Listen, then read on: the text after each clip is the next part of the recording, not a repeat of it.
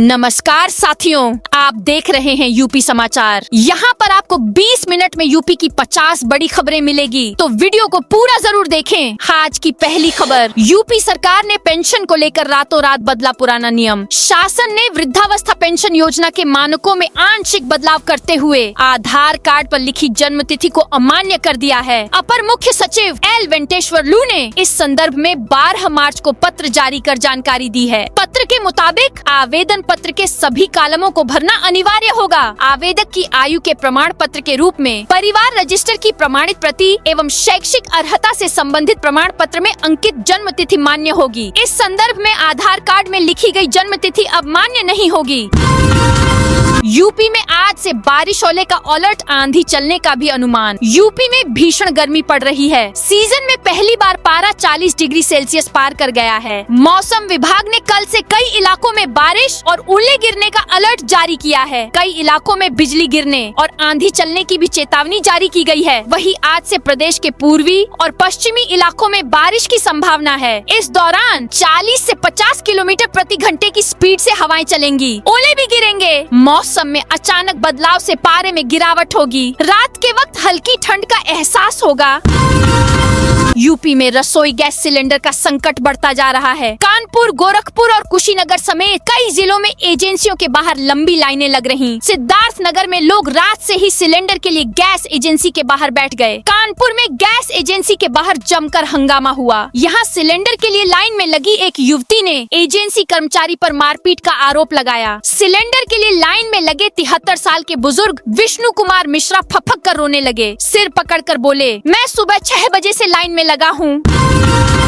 UP में बाढ़ आने से पहले ही मिल जाएगी खबर। सिंचाई एवं जल संसाधन विभाग अब नहरों के संचालन, जल वितरण की रियल टाइम निगरानी, बाढ़ की पूर्व चेतावनी प्रणाली, जल संसाधनों के वैज्ञानिक आकलन और अवसंरचना के प्रभावी प्रबंधन के लिए आर्टिफिशियल इंटेलिजेंस AI के उपयोग को मजबूत करेगा। जल शक्ति मंत्री स्वतंत्र देव सिंह ने कहा कि वर्तमान समय में AI जैसी उन्नत तकनीक शासन और प्रशासन की कार्य प्रणाली को अधिक प्रभावी, पारदर्शी तथा परिणामोन्मुख बनाने में महत्वपूर्ण भूमिका निभा रही है। सिंचाई एवं जल संसाधन जैसे महत्वपूर्ण क्षेत्र में AI आधारित प्रणालियों के उपयोग से बेहतर परिणाम सामने आएंगे।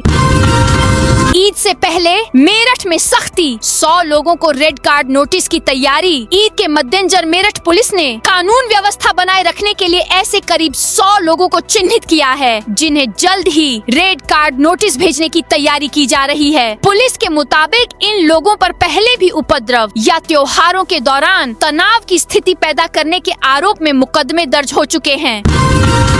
डिलीवरी बॉय के रोजगार पर सिलेंडर की किल्लत का असर। देश भर में LPG गैस सिलेंडर की किल्लत अब खाना डिलीवर करने वाले डिलीवरी बॉय के रोजगार पर भी असर डालने लगी है। होटल और रेस्टोरेंट में फूड आइटम कम बनने की वजह से ऑनलाइन ऑर्डर घट गए हैं, जिससे डिलीवरी बॉय को पहले की तुलना में कम ऑर्डर मिल रहे हैं। यूपी के जंगलों को आग से बचाने के लिए योगी सरकार अलर्ट। मौसम में परिवर्तन के साथ ही मुख्यमंत्री योगी आदित्यनाथ के निर्देश पर वन विभाग ने आग से बचाव की तैयारी पूरी कर ली है। मुख्यमंत्री ने वन विभाग के आला अधिकारियों से कहा है कि गर्मी में जंगलों में आग की घटनाएं न हो, इसके लिए अभी से तैयार रहें। वन विभाग ने ऐसी घटनाओं पर निगरानी और रोकथाम के लिए मुख्यालय से लेकर प्रभागीय स्तर, जोनल, मंडलीय मुख्य वन संरक्षक स्तर पर नियंत्रण कक्ष बनाया है। प्रदेश मुख्यालय पर बनाए गए अग्नि नियंत्रण सेल कार्य कर रहे हैं। यूपी में गेहूं की सरकारी खरीद की डेट फाइनल। प्रदेश में गेहूं की सरकारी खरीद मार्च के अंतिम सप्ताह में शुरू होगी। खरीद के लिए सरकार ने 2585 रुपए प्रति क्विंटल न्यूनतम समर्थन मूल्य तय किया है, जो पिछले वर्ष से 160 रुपए अधिक है। खाद्य एवं रसद विभाग इसकी तैयारी में जुटा है और 6500 क्रय केंद्र खोलने का लक्ष्य रखा गया है, जिसके तहत जिलों में केंद्रों की स्थापना शुरू हो गई है। यूपी में 5वीं और 8वीं क्लास को लेकर बड़ी खबर। प्रदेश के 18 जिलों में कक्षा 5 और कक्षा 8 की कुछ विषयों की वार्षिक परीक्षाओं की तिथि में बदलाव किया गया है। अब इन विषयों की परीक्षा 24 मार्च को अलग अलग पालियों में कराई जाएगी। यह बदलाव आगरा, अलीगढ़, अयोध्या, आजमगढ़, बरेली, बस्ती, चित्रकूट, गोंडा, गोरखपुर, झांसी, कानपुर नगर, लखनऊ, मेरठ, मिर्जापुर, मुरादाबाद, प्रयागराज, सहारनपुर और वाराणसी जिलों जिलों में किया गया है। बेसिक शिक्षा निदेशक प्रताप सिंह बघेल ने इस संबंध में आदेश जारी किया है। पहले इन जिलों में 17 मार्च को कक्षा 5 में गणित और 18 मार्च को सामाजिक विज्ञान की परीक्षा होनी थी। 17 मार्च को कक्षा 8 की गणित और 20 मार्च को विज्ञान की परीक्षा होनी थी। अब इन विषयों की परीक्षा 24 मार्च को कराई जाएगी। प्रदेश के बाकी जिलों में वार्षिक परीक्षाएं पहले से घोषित कार्यक्रम के अनुसार ही होंगी। यूपी दरोगा भर्ती में सवाल, अवसरवादी कौन? ऑप्शन में पंडित। यूपी पुलिस की दरोगा भर्ती में पूछे गए एक सवाल को लेकर विवाद खड़ा हो गया। यह सामान्य हिंदी के प्रश्न पत्र में 31 नंबर पर था। इसमें अवसर के अनुसार बदलने वाला इस वाक्यांश के लिए एक शब्द का चयन करने को कहा गया। इसके 4 ऑप्शन में पहला सदाचारी, दूसरा पंडित, तीसरा अवसरवादी और चौथा निष्कपट लिखा था। यूपी दरोगा भर्ती परीक्षा पहले दिन 33% अभ्यर्थियों ने छोड़ी। यूपी में उप निरीक्षक दरोगा नागरिक पुलिस व समकक्ष पदों पर भर्ती के लिए हुई लिखित परीक्षा में पहले दिन शनिवार को 33% अभ्यर्थी अनुपस्थित रहे। कड़े सुरक्षा प्रबंधों के बीच सभी जिलों में दोनों पालियों परीक्षा शांतिपूर्ण ढंग से संपन्न हुई। लखनऊ में 15,000 लोगों का बिजली कनेक्शन कटा। स्मार्ट मीटर की बिलिंग माइनस में जाने के बाद लखनऊ में 15,000 लोगों का बिजली कनेक्शन कट गया। इसके बाद शनिवार को बिजली बिल जमा करने के लिए बड़ी संख्या में लोग पहुंचे। बालू अड्डा स्थित ऑफिस पर पहुंचे लोगों ने कहा, बिजली बिल जमा करने के बाद भी आज लाइट नहीं जुड़ी। 3 घंटे से दौड़ रहे हैं। जेई, एक्सआईएन और चीफ तक शिकायत कर चुके हैं, लेकिन कनेक्शन नहीं जुड़ा है। इससे समस्या बढ़ गई है। उन्होंने कहा, जब से वर्टिकल व्यवस्था आई है तभी से परेशानी बढ़ गई है। यूपी में ओआरएसएस कार्यकर्ता के घर पर तोड़फोड़ और फायरिंग। यूपी के बिजनौर जिले में शनिवार तड़के दूसरे वर्ग के युवकों ने आरएसएस के जिला कार्यवाह विपिन चौहान और विहिप के जिला सहमंत्री अमित शर्मा के घर में घुसकर तोड़फोड़ कर दी। इसके बाद फायरिंग करते हुए जानलेवा हमला करने की कोशिश भी की। घटना के बाद भाजपा और संघ कार्यकर्ताओं में आक्रोश फैल गया। सूचना पर पहुंची पुलिस ने आरोपी को गिरफ्तार कर लिया।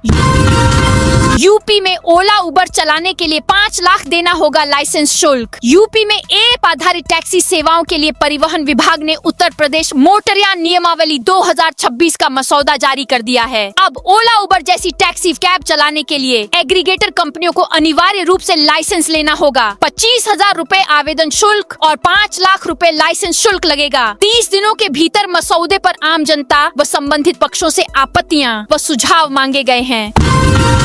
पाकिस्तान के नंबरों पर वीडियो फोटो भेजने वाले 6 गिरफ्तार। गाजियाबाद में दिल्ली यूपी बॉर्डर से देश विरोधी गतिविधियों में शामिल 6 लोगों को गिरफ्तार किया गया है। इनमें संभल की रहने वाली एक महिला भी शामिल है। आरोपियों के पास से 8 मोबाइल फोन बरामद किए गए हैं। इनमें विदेशी नंबरों से हुई वीडियो चैट और अन्य संदिग्ध सामग्री मिली है। बरामद नंबरों में एक पाकिस्तान का नंबर भी शामिल है।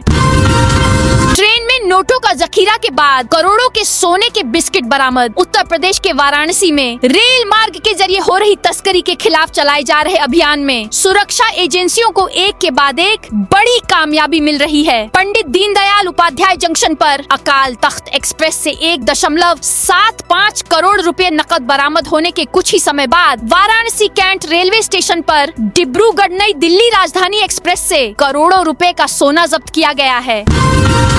सड़क पर नमाज पढ़ने वाले 200 लोगों को नोटिस। मेरठ पुलिस ने सड़क पर नमाज पढ़ने वाले और माहौल खराब कर शहर में तनाव बढ़ाने वाले 200 से ज्यादा लोगों को चिन्हित करते हुए रेड कार्ड नोटिस भेजा है। शुक्रवार से यह प्रक्रिया शुरू की गई है। ईद या उसके आसपास विवाद खड़ा करने वाले लोगों का पिछले 5 साल का रिकॉर्ड पुलिस ने कंगाल है, जिसके बाद यह कार्रवाई शुरू की गई है।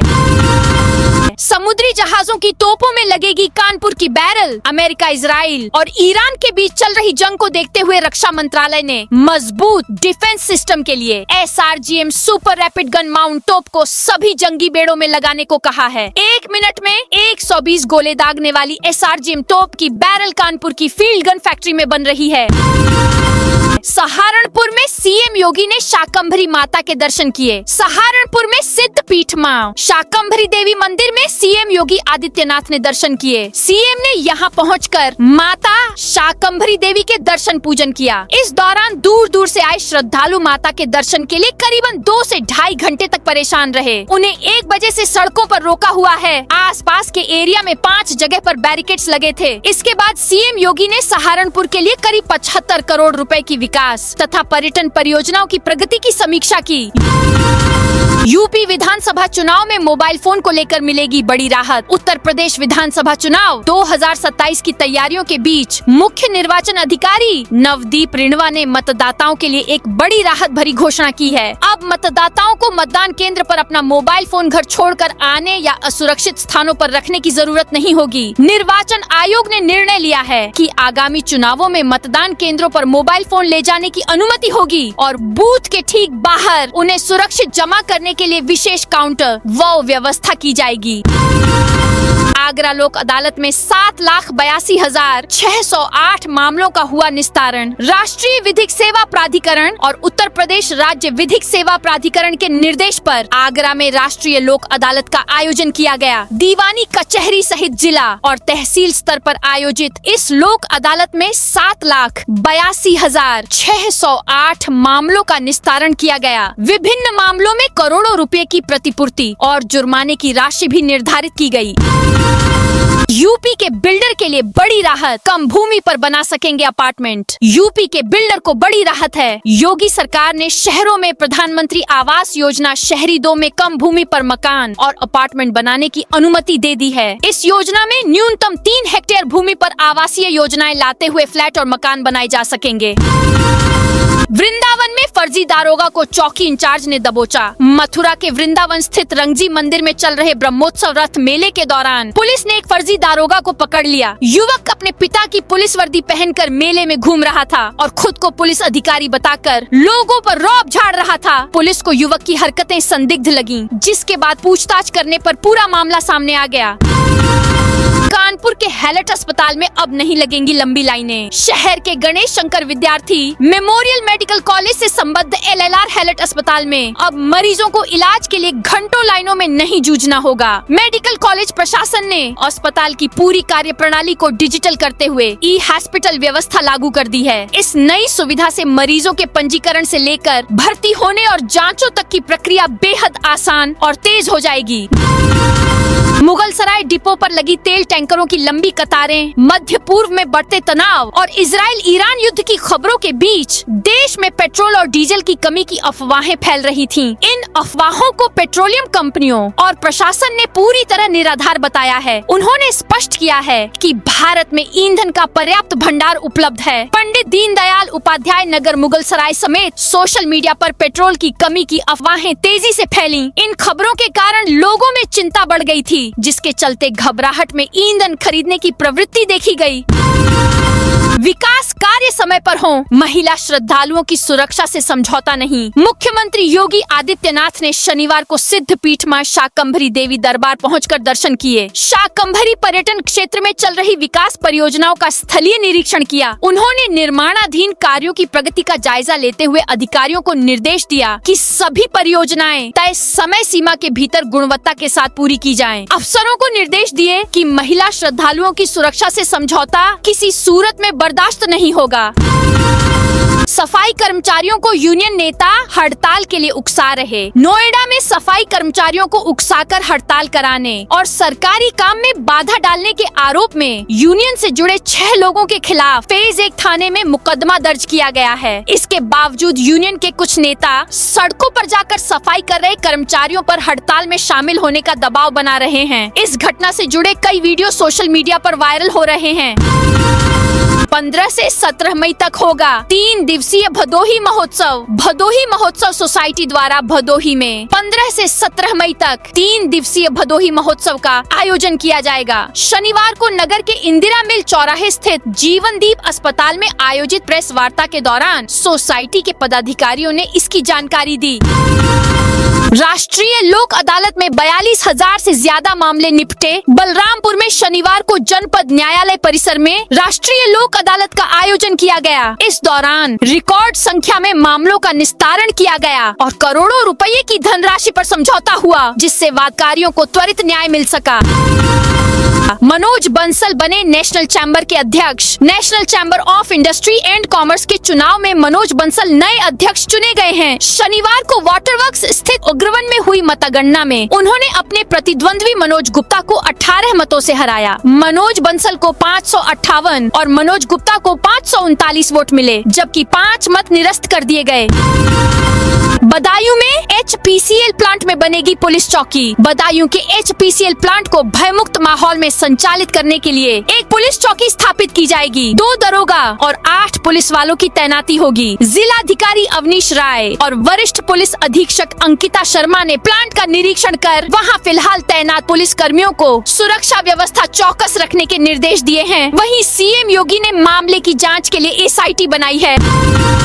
झांसी में गैस नहीं मिल रही, होटलों पर लगे ताले। झांसी में कॉमर्शियल LPG गैस की किल्लत अब होटल कारोबार पर असर डालने लगी है। गैस सिलेंडर समय पर नहीं मिलने से शहर के कई होटल और ढाबों का संचालन प्रभावित हो गया है। कुछ जगहों पर होटल अस्थायी रूप से बंद कर दिए गए हैं, जबकि कई संचालक मजबूरी में लकड़ी और कोयले की भट्टी पर खाना बना रहे हैं।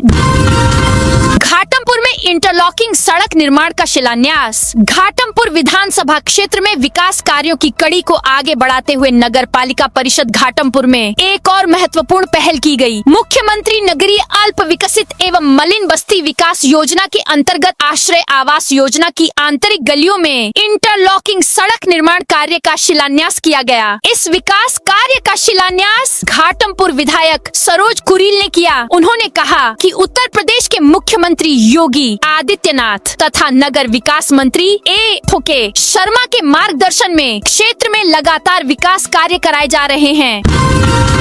हाई कोर्ट बोला संभल DMSP कानून नहीं संभाल सकते तो इस्तीफा दें। इलाहाबाद हाई कोर्ट ने मस्जिद में नमाजियों की संख्या सीमित करने पर संभल DM और SP को फटकार लगाई। कोर्ट ने कहा प्रशासन मस्जिद में नमाजियों की संख्या सीमित नहीं कर सकता। अगर DM राजेंद्र पेंसिया और ECP K विश्नोई को लगता है कि वे कानून व्यवस्था नहीं संभाल पा रहे तो उन्हें इस्तीफा दे देना चाहिए या फिर ट्रांसफर करवा लेना चाहिए। हर परिस्थिति में कानून व्यवस्था बनाए रखना उनका काम है। संभल में अवैध मजार पर चला बुलडोजर। चंदौसी में एक अवैध मजार को बुलडोजर से ध्वस्त कर दिया गया। यह मजार हिंदू बहुल इलाके में सार्वजनिक रास्ते पर बनाई गई थी। स्थानीय प्रशासन ने यह कार्रवाई उप जिलाधिकारी के निर्देश पर की। यह मामला संभल जनपद के चंदौसी कोतवाली क्षेत्र के मोहल्ला सीता रोड का है। पीड़ित मकान मालिक सुभाष चंद्र शर्मा उर्फ मुन्ना पुत्र राजाराम शर्मा पिछले 1 साल से इसकी शिकायत कर रहे थे। उन्होंने बताया कि मुस्लिम समुदाय द्वारा उनके घर के सामने लगभग 10 साल पहले यह मजार अवैध रूप से बनाई गई थी। बीमा पॉलिसी के नाम पर ठगी करने वाले का खुलासा। गाजियाबाद के साइबर क्राइम थाने की पुलिस ने बीमा पॉलिसी के नाम पर ठगी करने वाले एक अंतर्राज्यीय गिरोह का पर्दाफाश किया है। पुलिस ने गिरोह के 5 सदस्यों को गिरफ्तार किया है। इनके कब्जे से 10 mobile phone, 16 ATM card, 11 SIM card, एक कार और 74,000 रुपए नकद बरामद किए गए हैं। सभी आरोपियों को विजयनगर थाना क्षेत्र से पकड़ा गया है। फर्रुखाबाद में यात्रियों को बैठाने पर भिड़े परिचालक। फर्रुखाबाद में शनिवार शाम रोडवेज बस स्टैंड पर यात्रियों को बैठाने को लेकर उरई और इटावा डिपो के परिचालकों के बीच विवाद हो गया। यह विवाद कहासुनी से शुरू होकर धक्का मुक्की और हाथापाई तक पहुंच गया। जानकारी के अनुसार रोडवेज बस स्टैंड पर उरई डिपो की एक बस खड़ी थी जिसमें पहले से ही काफी यात्री थे। इसी दौरान इटावा डिपो की बस भी वहां मौजूद थी जिसमें यात्रियों की संख्या कम थी। उरई डिपो के परिचालक ने इटावा डिपो के कुछ यात्रियों को अपनी बस में बैठा लिया जिससे विवाद शुरू हुआ। कांस्टेबल और स्टेनोग्राफर ने रिटायर फौजी से 15 लाख ठगे। देवरिया में ASP ऑफिस में तैनात एक स्टेनोग्राफर और कांस्टेबल को पुलिस ने गिरफ्तार किया है। दोनों ने एक रिटायर्ड फौजी से पुलिस विभाग में नौकरी दिलाने के नाम पर 15 लाख रुपए ठगे थे। फौजी ने पैसे वापस मांगे, उसके साथ गाली गलौज की और जान से मारने की धमकी दी। इसके बाद फौजी ने कोतवाली पुलिस में शिकायत की। अखिलेश बोले सिलेंडर किल्लत की अफवाह सीएम फैला रहे। सपा प्रमुख अखिलेश यादव ने कहा कि विदेश नीति के फेलियर की वजह से डीजल, पेट्रोल और गैस का संकट आया है। युद्ध कोई नहीं चाहता, युद्ध से जाने जाती हैं, नुकसान होते हैं। भारत की भूमिका यह होनी चाहिए थी कि वार न हो, हम दूसरे देशों के सामने युद्ध न होने की परिस्थिति पैदा कर देते, तब हमारी फॉरेन पॉलिसी विश्व गुरु वाली मानी जाती। अमेरिका इजराइल के ईरान से युद्ध के समय भी भाजपा मुनाफाखोरी करना चाहती है।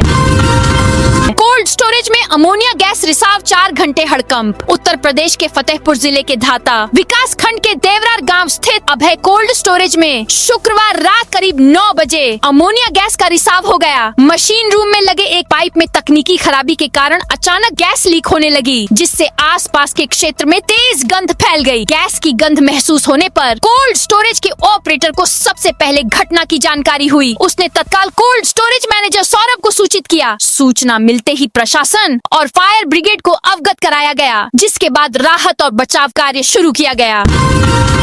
ओवैसी बोले, सुनो संभल डीएसपी मुल्क आपके बाप का नहीं। संभल में सीओ कुलदीप कुमार का जहाज में बैठकर ईरान चले जाओ वाला बयान तूल पकड़ता जा रहा है। AIAM नेता सांसद असदुद्दीन ओवैसी ने पलटवार करते हुए कहा, ये मुल्क आपके बाप का नहीं, तुम इजरायली प्रधानमंत्री बेंजामिन नेतन्याहू की जुबान बोल रहे हो। उधर संभल में सपा विधायक इकबाल महमूद ने भी सीओ को आड़े हाथों लेते हुए कहा कि जब बांग्लादेश में हिंदुओं पर अत्याचार हो रहा था, तब उन्होंने यहाँ के हिंदुओं को जहाज से वहाँ क्यों नहीं भेजा।